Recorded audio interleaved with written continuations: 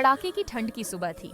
घर की पांचों बहुएं रसोई में इकट्ठी थीं और सबका ध्यान एक ही चीज पर था, गर्मा गर्म आलू के पराठे। समस्या यह थी कि गैस सिर्फ एक थी और आटा भी बस एक ही प्लेट में पड़ा था। मम्मी जी आज उपवास पर थीं, इसलिए रसोई की कमान बहुओं के हाथ में थी और जैसे ही पराठे का नाम आया, घर की ठंड अकड़न छोड़कर सीधा महाभारत मोड में बदल गई। सबसे पहले जिया ने चुपके से आटे की प्लेट उठाई और मन में सोच लिया कि आज पराठे वे सबसे पहले बनाएगी, बाकी सब देखते रह जाएं। लेकिन जैसे ही उसने प्लेट उठाई, प्रिया ने उसका हाथ पकड़ लिया और बोली कि वह पहले आई थी, इसलिए पहला हक उसी का है। यह सुनकर रिया, जो खुद को सबसे बड़ी बहू कहकर हर काम में प्राथमिकता घोषित कर देती थी, तुरंत आगे आई और कहने लगी कि घर का नियम है कि पहला हक जेठानी का होता है और इसलिए आटा उसे दिया जाए। यह सुनते ही दिया ने आंखें घुमाई और बोली कि यह बड़ी बहू वाला कार्ड हर बार काम नहीं करेगा और सबका बराबर हिस्सा होता है।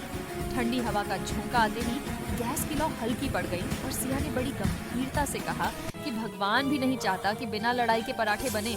इसी दौरान प्रिया अपनी फुल ड्रामा स्किल्स लेकर सामने आई और कहने लगी कि उसे चक्कर आ रहे हैं क्योंकि उसकी शुगर लो हो गई है और अगर उसे तुरंत पहला पराठा नहीं मिला तो वह बेहोश हो जाएगी। बाकी बहुएं ने यह सुनकर हंस पड़ी और बोली कि इसका ऑस्कर भेज दो।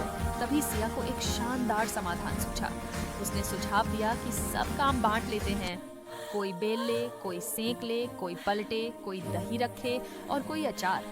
सबको पहली बार सिया की बात तर्कपूर्ण लगी, लेकिन सवाल यह उठ खड़ा हुआ कि पहला गरम पराठा किसे मिलेगा।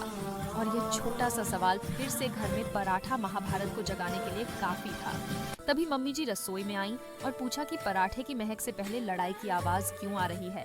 पांचों बहुओं ने एक साथ शिकायत की कि पहला पराठा उन्हें मिलना चाहिए। मम्मी जी ने मुस्कुराते हुए बताया कि उन्होंने सुबह ही पंडित जी से प्रसाद के पराठे बनवाए थे और हर बहू के लिए एक एक गरम पराठा पहले से रखा हुआ था।